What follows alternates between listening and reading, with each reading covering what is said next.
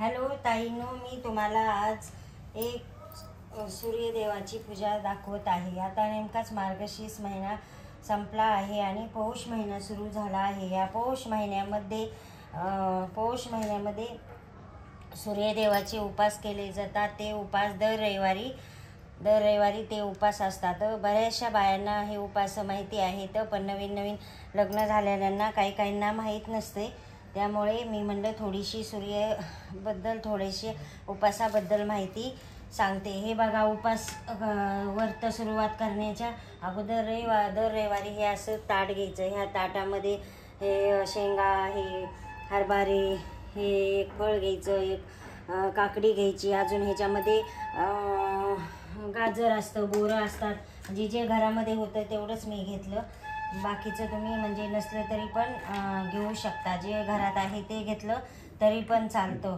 गाजर, मका, कोणी काकडी, असे भरपूर काय जे असन ते घ्यायचं। आणि दर रविवारी ही पूजा सूर्य उगवायच्या अगोदर करायची। सकाळी लवकर उठायचं, सूर्य उगवायच्या अगोदर आंघोळ करायची आणि सूर्याची पूजा करायची। हे बघा, हे मी आता पाठ ठेवला आहे। आता ह्याच्यावर तुम्हाला सूर्य काढून दाखवते। सूर्य काढून तुम्हाला पूजा कशी करायची ती दाखवते। एवढं सर्व नियमाने म्हणजे सूर्याची पूजा करताना दिवस उगवायच्या अगोदर सुरुवात करायची। हा उपास असा आहे, या उपासाला दिवसभर उपास करायचा। हा दिवस सूर्य मावळायच्या अगोदर सोडायचा असतो। दुपारीच हा उपास सोडायचा। रात्री वाटलं तर तुम्ही फराळ करू शकता, पण दुपारीच हे उपास सोडतात। ही पूजा 5 वाजता म्हणजे सूर्य मावळायच्या अगोदर ही पूजा विसर्जन करायची। पहिल्या तर बाया हे उपास असे होते की केस पण सूर्य उगवायच्या अगोदर विसरायच्या, नंतर विसरत नव्हत्या। कारण असं बोलतात की हे केस सूर्य मावळल्याच्या नंतर सूर्य उगवल्याच्या हे असं सूर्य काढल्याच्या नंतर असे हे बघा, हे असं सूर्य काढायचा। हे ना सूर्य असं आपण हे रांगोळी पण काढू शकतो, रांगोळीने पण। आणि रांगोळीने जर नसन काढायचा तुम्हाला तर हे गणगोळी असतं ना, त्या गणगोळीने पण हा सूर्य आपण काढू शकतो। हे बघा, हे असा सूर्य काढायचा। जसा येईल तसा आपल्याला हा काढायचा। ही पूजा शक्यतो बाहेर असते, बाहेर म्हणजे अंगणामध्ये असते ही पूजा। अंगणाच्या आपली तर मुंबई ठिकाणी शहरामध्ये ही पूजा बाहेर थोडीशी जागा असेल तिथे तुम्ही ही पूजा करू शकता। ज्यांना बिलकुलच बाहेर जागा नाही, काय नाही, त्यांनी पाटावरती आतमध्ये देवघराच्या खाली केली तरी चालेल शक्यतो, पण ही पूजा बाहेरच असते, बाहेरच करायची। सूर्याच्या प्रकाशामध्येच ही पूजा असते। हे बघा, हे काढला मी आता सूर्य। हे बघा सूर्य देवाचं, ह्याच्यामध्ये लाल कलर भरायचा, पिवळ्यामध्ये लाल कलर भरायचा। आणि साईडला एक आदित्य रानूबाई काढायची। आदित्य रानूबाई ह्या प्रकारे अशी तुम्ही काढून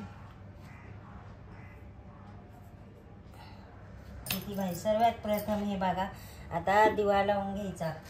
दिवा लावल्याच्या नंतर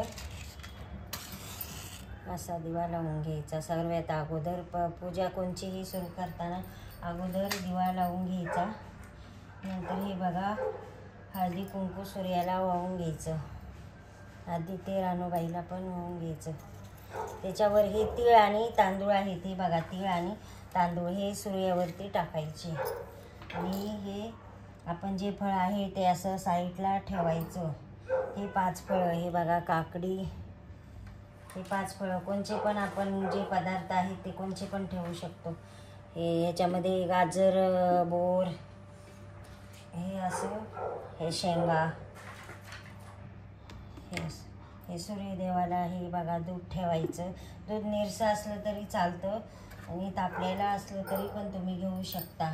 हे बघा, हे सूर्यदेवाला फुलं अशी ह्या प्रकारची फुलं व्हायची. आदित्य रानूबाईला पण व्हायची. ह्या उपासाचं महत्त्व म्हणजे पौष महिन्यामध्ये 4 रविवार येतात. 4 रविवार अशी सकाळी सकाळी उठून पूजा करायची. सूर्याला फुलं वाहत आहे. हे बघा, हे असं नैवेद्य देवाला निवड ठेवते. हे खोबरे आणि गुळाचा नैवेद्य आहे. आदित्य रानूबाईला पाणी ओवाळून हा नैवेद्य अर्पण करून घ्यायचा. नंतर मग घेते आणि अगरबत्ती लावायची. आणि ह्याच्यामध्ये एक पुस्तक येतं दुकानामध्ये, त्या पुस्तकामध्ये आदित्य रानूबाईची कथा असते एक, ती कथा तुम्ही बोलायची. आदित्य रानूबाईची कथा असते, ती कथा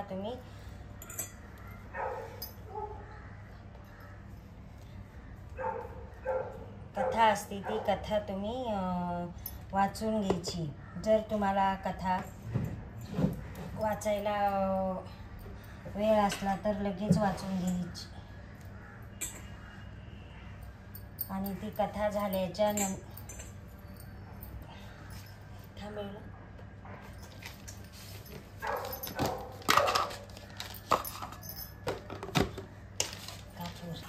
नंतर आदित्य रानूबाईची कहाणी मी वाचते. वाचून झाल्याच्या नंतर सूर्याची आरती करायची. आणि तुम्हाला आणखीन ह्याच्याबद्दल काही माहिती पाहिजे असेल, कहाणी माहिती पाहिजे असेल तर लाईक करा, शेअर करा.